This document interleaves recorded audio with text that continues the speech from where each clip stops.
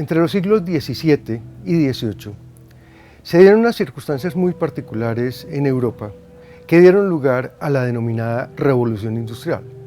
En el siglo XVIII, la consolidación de los conocimientos científicos ahora aplicado a la solución de problemas prácticos determinaron que lo que llamaríamos el método científico de análisis de los problemas se aplique a la solución de situaciones de la cotidianidad y que con frecuencia tenían una gran importancia, una gran trascendencia en la economía y en el quehacer de una sociedad. Una circunstancia adicional que se presentó en esta misma época, tanto en Europa, pero de manera muy particular en Inglaterra, que fue donde verdaderamente emergió la revolución industrial, fue la extraordinaria deforestación que sufrieron los bosques. La tala indiscriminada de árboles para construir navíos de guerra, el uso de la leña como combustible, determinó que finalmente los bosques de Inglaterra y muchos de los bosques de Europa prácticamente desaparecieran. Y esto produjo dos efectos. Uno de ellos fue la desaparición de la miel, la escasez de miel, porque al no haber bosques, las abejas no tenían dónde hacer sus panales. Por esta razón, se incrementó de manera considerable el cultivo de la caña de azúcar, muy concretamente en el Caribe, en las nuevas colonias europeas. La caña de azúcar se convirtió en una industria muy poderosa, gracias a la cual el azúcar, que era un artículo de lujo, se volvió un artículo de consumo. La industria azucarera creó las grandes fortunas, el gran músculo económico que habría de financiar la revolución industrial. Otro aspecto que tuvo que ver con la deforestación y la escasez de madera fue el incremento en el uso del carbón mineral. Si bien Inglaterra disponía de grandes depósitos de carbón industrial, este no se utilizaba mucho, entre otras cosas porque huele muy mal. El carbón industrial, el carbón mineral, contiene altos contenidos de azufre y en su combustión se producen olores desagradables, lo que lo hace ineficiente para cuestiones como el calentamiento de una vivienda o cocinar con él.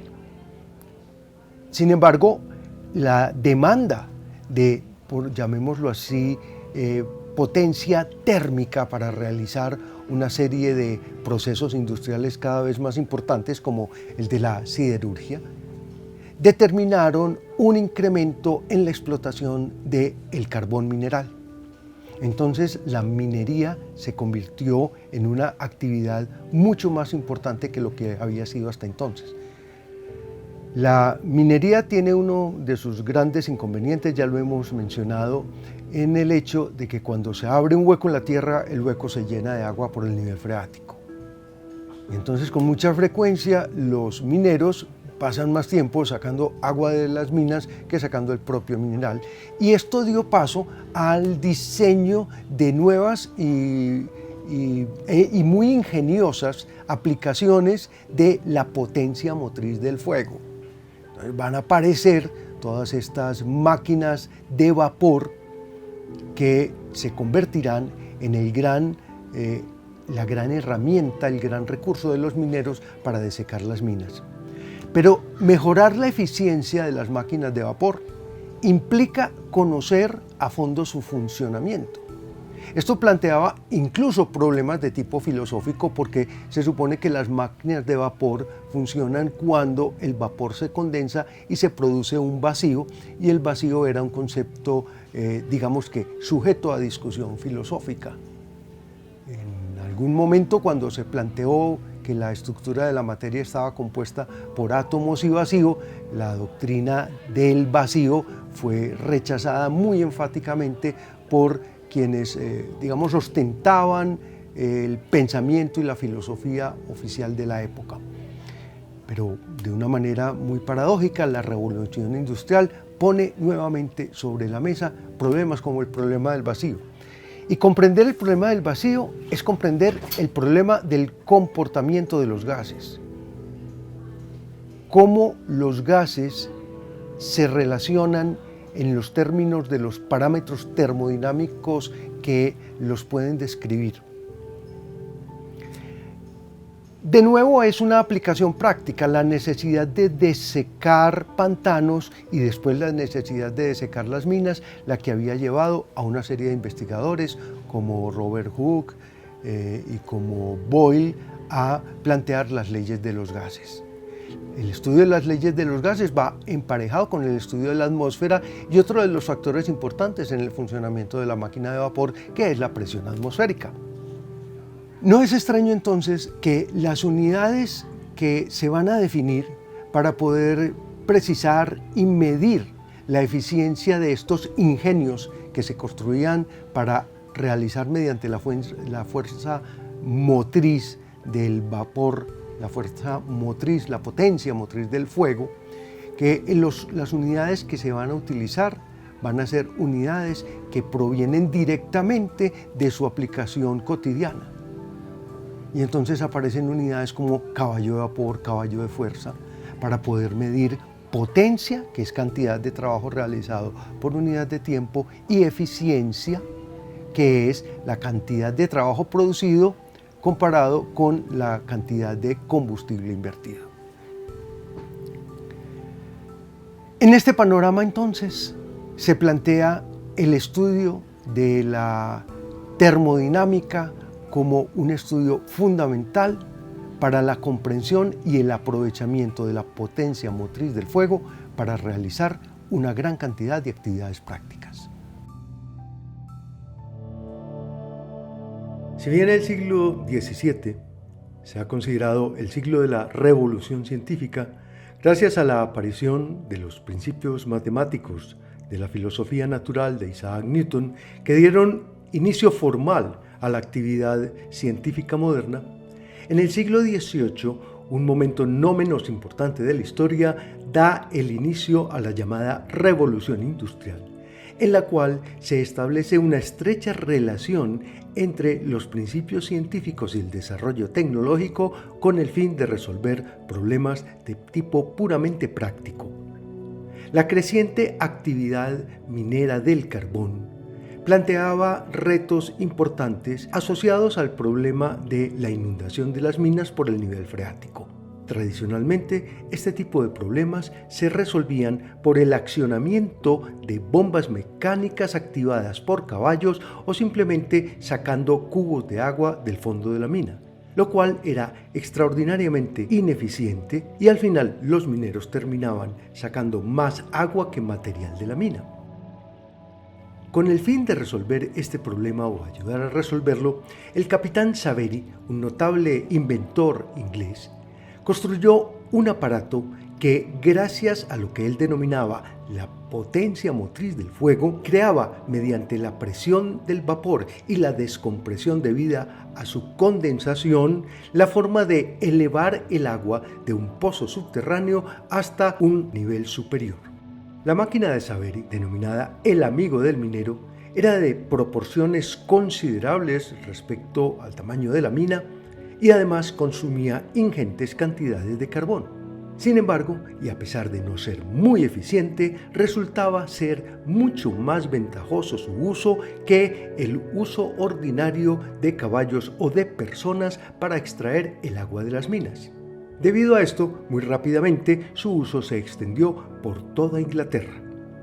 Con el fin de mejorar la eficiencia de la máquina de Savery, aparecieron innovaciones notables como la que introdujo Newcomen al utilizar una máquina de vapor que accionaba un cilindro, el cual a su vez accionaba un gran balancín que actuaba sobre una bomba de succión, también con el fin de sacar el agua de las minas. Pero muy pronto la máquina de Savery y la máquina de Newcomen se vieron superadas por el ingenio desarrollado por James Watt. con el fin de corregir los notables defectos de la máquina de Newcomen, que debería ser enfriada en cada uno de los ciclos del pistón y que descartaba al aire el vapor que había hecho el recorrido inicial, la máquina de Watt recicla el vapor que sale después de una de las carreras del pistón, lo condensa y lo vuelve a introducir en la caldera. Adicionalmente, la máquina de Watt contaba con artilugios como una válvula que le permitía realizar una doble carrera con impulso en cada uno de los dos sentidos. La máquina de Watt también introdujo notables avances como por ejemplo el controlador inercial que regulaba el paso del vapor hacia el pistón con el fin de que el sistema no se fuera a desbocar.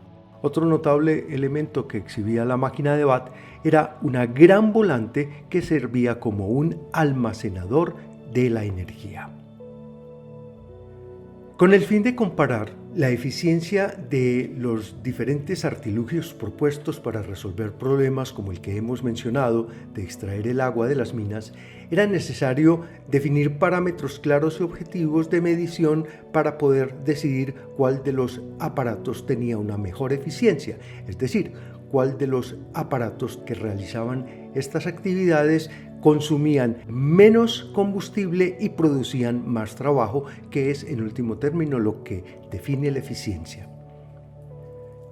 No es extraño entonces que las magnitudes físicas que se definieron para hacer la comparación entre los diferentes artilugios lleven el nombre de caballo de fuerza o caballo de vapor por su obvia relación entre la comparación de la actividad de una máquina y la actividad de un animal.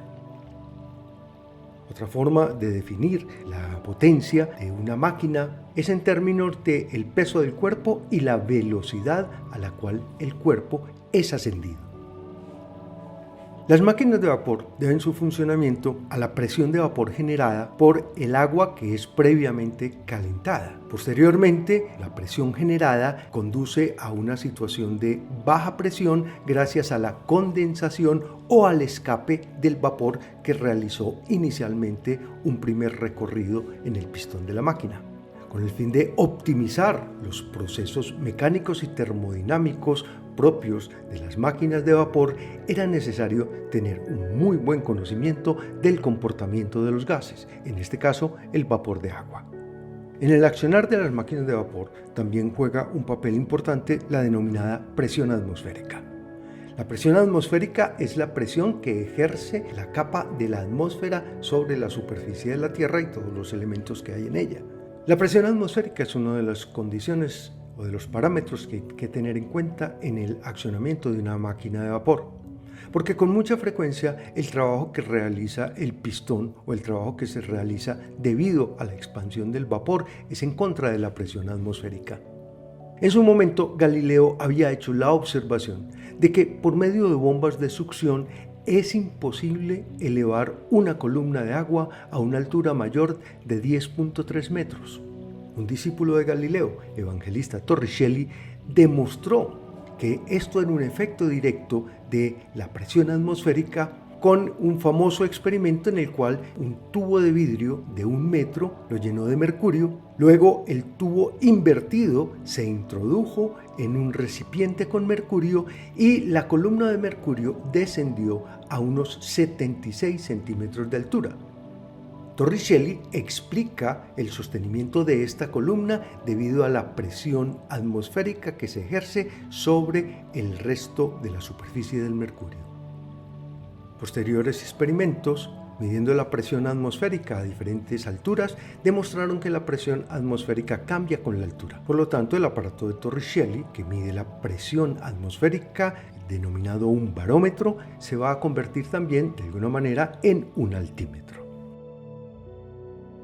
Un claro ejemplo de la acción de la presión atmosférica es el llamado principio de los vasos comunicantes, por el cual un cuerpo de agua que tiene varias superficies de contacto con la atmósfera siempre tiene en todas las situaciones la misma altura. El principio de los vasos comunicantes sirve de pieza fundamental para el accionar de los sistemas de esclusas propios de canales transoceánicos como el Canal de Panamá.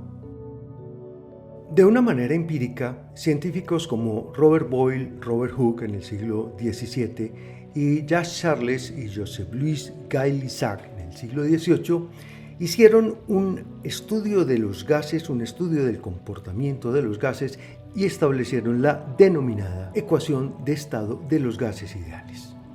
Los gases ideales son aquellos que manifiestan su comportamiento en las llamadas condiciones normales de laboratorio, que se definen como 20 grados centígrados de temperatura y una presión de una atmósfera. En estas condiciones se establece una relación entre la presión, el volumen y la temperatura que permite definir el comportamiento de un determinado cuerpo de gas sujeto a diversas condiciones de presión, volumen y temperatura. Cuando se va a utilizar el concepto de temperatura en termodinámica, es necesario definirlo también en los términos más precisos. Sin embargo, al igual que sucede con muchas otras magnitudes físicas, el término temperatura o el concepto de temperatura en una primera instancia tiene una definición puramente operativa, como decir temperatura es aquello que miden los termómetros. Por lo tanto, lo primero que debemos definir es qué es un termómetro. Resulta que un termómetro es cualquier sistema físico cuyo comportamiento o configuración depende de manera clara de diferentes grados de temperatura. Las escalas termométricas se diseñan aprovechando fenómenos naturales notables como el punto de congelación y el punto de ebullición del agua, que dan pie a la construcción de la llamada escala centígrada y o llamada escala Celsius. Pero a su vez, el funcionamiento de un termómetro está definido por un primer principio fundamental de la termodinámica, que es el principio del equilibrio térmico, que lo podemos enunciar diciendo: cualquier par de cuerpos que se encuentran a diferentes temperaturas y se ponen en contacto durante suficiente tiempo alcanzarán el equilibrio térmico y lograrán la misma temperatura. Este notable y muy intuitivo fenómeno, por el cual un cuerpo que llamamos caliente, cuando se pone en contacto con un cuerpo que llamamos frío, alcanzan la misma temperatura, recibía una explicación en términos sustancialistas, suponiendo que existía una sustancia denominada calórico que se desplazaba del cuerpo de mayor temperatura al cuerpo de menor temperatura. Si bien el término calórico o el concepto de calórico fue abandonado ante la imposibilidad de demostrar su existencia, de todos modos el procedimiento operativo por el cual cuando un cuerpo de masa m experimenta un cambio de temperatura delta T, se dice que ha absorbido o ha perdido una cantidad de calor Q igual a m por C por delta T, donde C es una característica térmica propia del cuerpo, definida en términos de la cantidad de calor necesario para elevar en un grado la temperatura de un gramo de ese cuerpo. El paulatino mejoramiento de las máquinas de vapor, su reducción de tamaño y su aumento de eficiencia determinaron la posibilidad de dotar a varios tipos de sistemas de transporte, como los barcos, con motores de vapor. De igual manera, se desarrollaron sistemas locomotrices como las locomotoras y apareció el ferrocarril. La aparición de la máquina de vapor y de los vehículos impulsados por máquinas de vapor, asimismo que las fábricas, las grandes factorías movidas por máquinas de vapor, constituyeron el máximo punto de la revolución industrial en el siglo XIX, que habría de propagar su influencia hasta la actualidad. La actual sociedad, altamente dependiente de la ciencia y la tecnología, es una heredera directa de la revolución industrial. La gran lección que podemos sacar de la aplicación de los principios de la termodinámica y de la potencia motriz del fuego a la realización de tareas de la cotidianidad, tareas prácticas, tareas que ya no tienen un importancia puramente científica, sino que tienen inclusive una trascendencia económica e histórica, nos lleva a presenciar lo que se ha denominado el matrimonio de la ciencia y tecnología. Este estrecho entrelazamiento en el cual la tecnología hace uso de los principios fundamentales de la ciencia para resolver problemas prácticos y a la vez provee instrumentos para que la ciencia se desarrolle. Es notable, por ejemplo, que la utilización de la máquina de vapor para el desplazamiento de una serie de vehículos como la locomotora y los barcos va a cambiar la faz de la Tierra, literalmente. La posibilidad de disponer de maquinaria para mover montañas no solamente cambia la faz de la Tierra, sino que cambia la distribución demográfica. Es interesante notar que hasta mediados del siglo XIX el planeta Tierra estaba prácticamente deshabitado en estos términos. Las grandes concentraciones humanas estaban en ciudades costeras, pero las grandes sabanas de Norteamérica, de Europa, del Asia y de África estaban prácticamente deshabitadas o habitadas por tribus nómadas con muy baja densidad de población. Para bien o para mal, los barcos de fondo plano movidos por máquinas de vapor, permitieron conquistar todas estas sabanas que hemos mencionado. Las sabanas norteamericanas que estaban prácticamente deshabitadas fueron colonizadas gracias a los barcos de vapor de fondo plano. Lo mismo se puede decir de las grandes sabanas de África, buena parte de Asia. El ferrocarril cambió completamente las condiciones de comunicación del mundo. Todo esto en un ambiente de estrecha relación entre ciencia y tecnología que habría derivar en la actual sociedad tecnocientífica en la cual nos desenvolvemos.